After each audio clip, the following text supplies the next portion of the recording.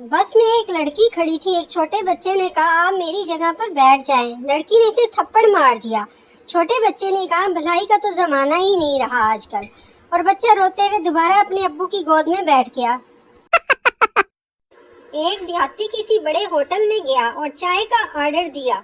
Waiter एक छोटे से कप में जरा सी चाय ले आया। इसने एक ही घूंट में चाय खत्म कर दी और बोला, मीठा ठीक है, चाय और ले आओ।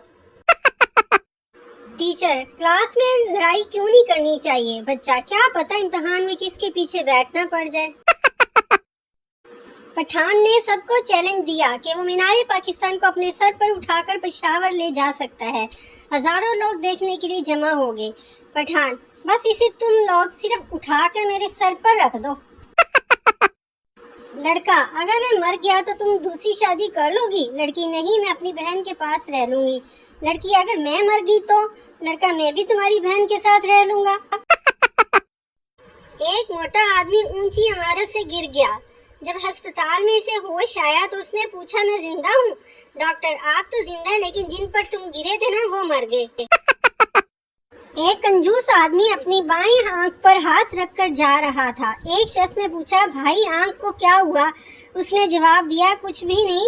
जब एक आंख से काम चल जाता है तो दूसरी क्यों इस्तेमाल करूं? बीवी फोन पर, जल्दी घर आए, मुन्ने ने सुई निकाल ली है। प्रोफेसर शौहर, मैं बहुत मसरूफ हूँ, पड़ोसन से सुई लेकर काम चला लो। बाप, बेटा मैं आपके लिए दूसरी अम्मी ले आऊं? बेटा, वो मुझे स्कूल जाने के लिए तो नहीं कहेंगी?